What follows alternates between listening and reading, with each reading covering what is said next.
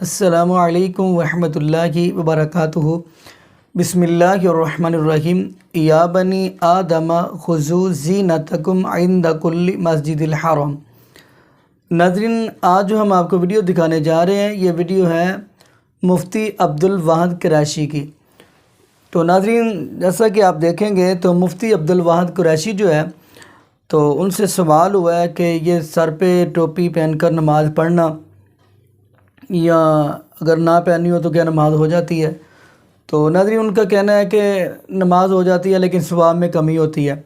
تو ناظرین، پہلے ہم ان کی وہ ویڈیو دیکھتے ہیں، تو اسی والا سے ہم آپ کو نبی پاک صلی اللہ علیہ وسلم کی احادیث سنائیں گے۔ کیا نبی پاک صلی اللہ علیہ وسلم نے یہ بات فرمائی ہے کہ نماز میں ثواب کی کمی ہو جاتی ہے، یا نبی پاک صلی اللہ علیہ وسلم نے کوئی ایسی نماز پڑھی ہے جس کے اندر نبی پاک صلی اللہ علیہ وسلم نے یعنی امامہ شریف یا ٹوپی نہیں پہنی؟ تو آئیے ناظرین، پہلے ہم وہ ویڈیو دیکھتے ہیں، تو انشاءاللہ اسی والا سے ہم ناظرین آپ کو ذاکر نائک حافظہ اللہ تعالیٰ کی ویڈیو بھی دکھائیں گے۔ تو ناظرین پھر انشاءاللہ ہم بھی بات کریں گے۔ تو آئیے ناظرین مل کے ویڈیو دیکھتے ہیں۔ کیا ٹوپی کے بغیر نماز نہیں ہوتی؟ اکثر مساجد میں ٹوپی رکھی ہوتی ہیں، کوئی ننگے سر نماز پڑھ رہا ہوتا ہے تو لوگ اس کے سر پہ اٹھا کے رکھ دیتے ہیں، اس میں رہنمائی فرمائیں۔ ٹوپی کے بغیر نماز ہو جاتی ہے لیکن ثواب کم ہو جاتا ہے۔ آپ سر پہ ٹوپی یا پگڑی، اصل ہے سر کو ڈھانکنا، چاہے ٹوپی سے ہو یا پگڑی سے ہو، آپ سر ڈھانک کے نماز پڑھیں۔ رسالت مآب علیہ الصلوۃ والسلام نے حج اور عمرے کے موقع کے علاوہ کبھی ننگے سر نماز نہیں پڑھی، اور عمرے میں بھی اس وقت جب آپ حالت احرام میں محرم بن چکے ہیں، اس کے علاوہ کبھی نماز آپ نہیں دکھا سکتے۔ اور صحابہ کرام اور اہل بیت عظام پیغمبر صلی اللہ علیہ وسلم کی تربیت یافتہ جماعت، صحابہ حضور کے یارانے کو کہتے ہیں اور اہل بیت حضور کے گھرانے کو کہتے ہیں۔ پیغمبر علیہ الصلوۃ والسلام نے انہیں کبھی ننگے سر نماز پڑھنے کی تعلیم نہیں دی، چاہے مرد ہو چاہے عورت۔ صحیح بخاری شریف میں حدیث پاک موجود ہے، قال الحسن کان القوم یسجدون علی القلنسوۃ والعمامہ، کہ صحابہ ٹوپیاں یا پگڑیاں پہن کے نماز ادا فرمائیں، اس لیے بغیر ٹوپی کے آپ نماز نہ پڑھیں۔ لیکن اب دوسرا مسئلہ کہ جو مسجد میں پڑے ہوتے ہیں لوگ اٹھا کر سر پہ رکھ دیتے ہیں، یہ طریقہ آپ غلط کر رہے ہیں۔ ایک دوسرا لیبل ہے سر کو ڈھانکنا۔ سر کو ڈھانکنے میں اختلاف ہے، کوئی نہیں کہتا فرض ہے، کوئی ایک بھی عالم نہیں کہتا کہ سر کو ڈھانکنا فرض ہے۔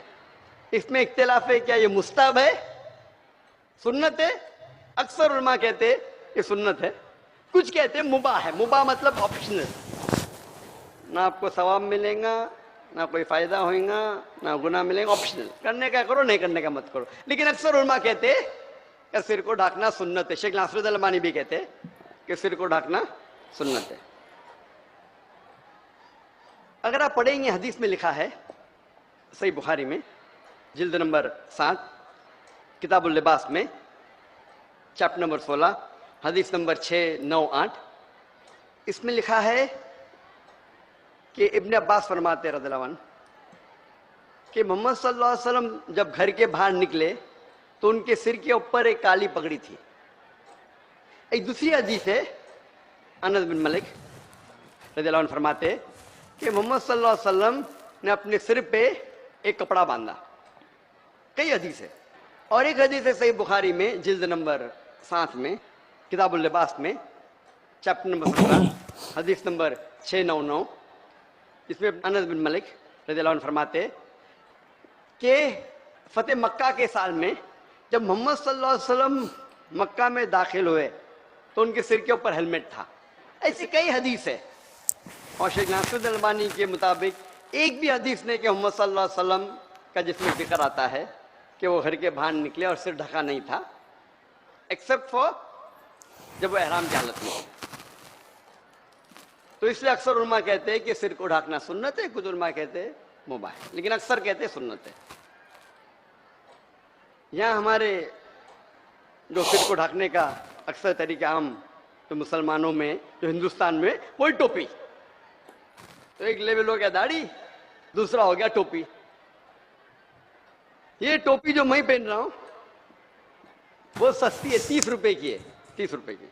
تھوڑی اچھی کوالٹی لیں گے تو 50 روپے کی، اور اچھی لیں گے تو 75 روپے کی۔ یہ ٹوپی معمولی ٹوپی ہے، ایک مکھی کو بھی نقصان نہیں پہنچا سکتی ہے۔ ہاں، اس سے لوگوں کو ڈر کیا؟ اور پہننے میں مشکل کیا، نہ مہنگی ہے. اب کچھ ٹوپی مہنگی ہوتی 200 روپے 1000 روپے، کچھ لوگ ماشاءاللہ اچھی اچھی ٹوپی پہنے. میں سستی ٹوپی پہنتا ہوں 30 روپے کی، لیکن سر کو ڈھانکو. اگر آپ نوکری کرنے جا رہے، آپ کا باس، آپ کا مالک اگر کہا بھائی ٹوپی مت پہنو، ٹھیک ہے بھائی ٹوپی کو گھیرے میں ڈالو، لیکن جب نوکری سے باہر نکلے اس ٹائم تو پہنو. وہ تھوڑی باس آپ کو تنخواہ دے رہا ہے تو اس ٹائم تو پہنو. مسلمان اکثر کیا کرتے، جب مسجد میں جاتے نماز پڑھنے کی ٹوپی پہنتے، مسجد کے باہر نکلتے ٹوپی اندر ڈالتے.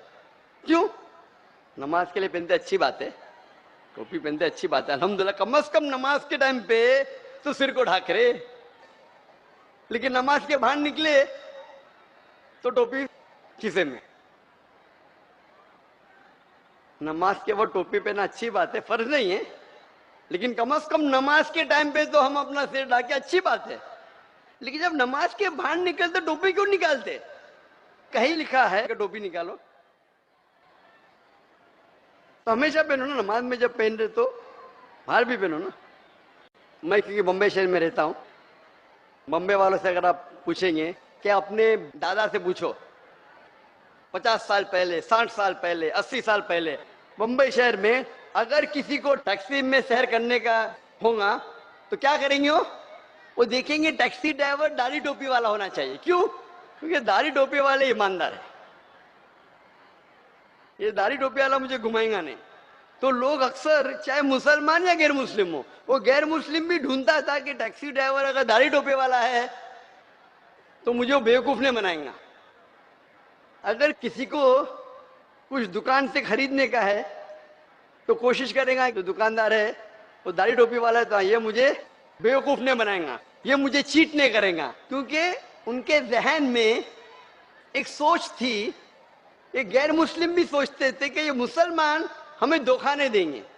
بھلے میں ان کی بات مانوں یا نہ مانوں، یہ مسلمان ہمیں دھوکہ نہیں دیں گے. اتنی عزت تھی داڑھی اور ٹوپی کی. یہ کبھی کی بات ہے؟ 50 سال پہلے، 60 سال پہلے، 80 سال پہلے، جب میں پیدا نہیں ہوا تھا. میری عمر ماشاءاللہ 50 سال سے کم ہے. لیکن آج اگر بمبئی میں آپ داڑھی ٹوپی پہنے تو لگتا ہے یہ تو بھائی گنڈا ہے نا، دادا آ گیا. تو آج کس کو دادا گیری کرنے کا ہے تو داڑھی ٹوپی. یہ سوچ بن گئی، سوچ بدل گئی. اور بدلنے کی وجہ کیا ہے؟ ہو سکتا ہے کچھ ہمارے مسلمان غلطیاں کر رہے، کچھ مسلمان غلطی کرتے میڈیا اسے اچھالتی ہے اور ایسا پیش کرتی ہے کہ ہر داڑھی ٹوپی والا گنڈا ہے. تو بھی غیر مسلمان کا نظریہ بدل گیا ہے. داڑھی ٹوپی والا مطلب بچ کے رہنے کا. ہو سکتا ہے کہ یہ آدمی صحیح نہیں ہے. تو میڈیا ابھی غلط پکچر پیش کرنے لگا داڑھی اور ٹوپی کا، اور لوگ داڑھی اور ٹوپی سے دور بھاگنے لگے. ہم مسلمان بھی داڑھی ٹوپی میں کیا ہے، اسلام تو ہی داڑھی ٹوپی میں، اور وہ دور بھاگنے لگے. لیکن میں کہتا ہوں مان بھی لو، کیا یہ نظریہ بن گیا ہے عام ماحول کہ داڑھی ٹوپی پہننے والا صحیح انسان نہیں. کم از کم آپ داڑھی ٹوپی پہنو، ثابت کرو کہ میں تو اچھا ہوں، باقی کیا چھوڑو، میں تو ایماندار ہوں، میں تو سچ بولتا ہوں، میں تو حق بولتا ہوں. اسی لیے جان بوجھ کے باقی لوگ اگر میڈیا خراب کر رہی ہے اس لیبل کو، یہ لیبل جو اتنے سالوں سے آ رہا ہے، سینکڑوں سالوں سے، اس لیبل کو اگر میڈیا آج خراب کر رہی ہے تو ہم اس نظریے کو بدل سکتے. ہم کیوں نہیں اس نظریے کو بدلے؟ کیوں نہیں بدلے؟ لیکن ہم مسلمان پیچھے ہٹتے. یہ لیبل اور یہ حکم جو اللہ کا ہے، اللہ کے رسول کا ہے، کیوں نہیں اس کو ہم عمل میں لائے؟ یہ لیبل ہوا داڑھی اور ٹوپی کا. اگر آپ کا لیبل آپ کے ارادے کو ظاہر کرتا ہے تو اسے پہن لیجئے. جی ناظرین، آپ نے یہ ویڈیو ملاحظہ فرمائی تو ماشاءاللہ ذاکر نائک حافظہ اللہ تعالیٰ نے بڑی کمال کی گفتگو کی ہے. تو یہاں پہ ہم قرآن پاک کی پہلے آیت پڑھتے ہیں. فرمایا یا بنی آدم خذوا زینتکم عند کل مسجد الحرام. اے بنی آدم، جب آپ مساجد کے اندر جاؤ تو زینت اختیار کر کے جاؤ.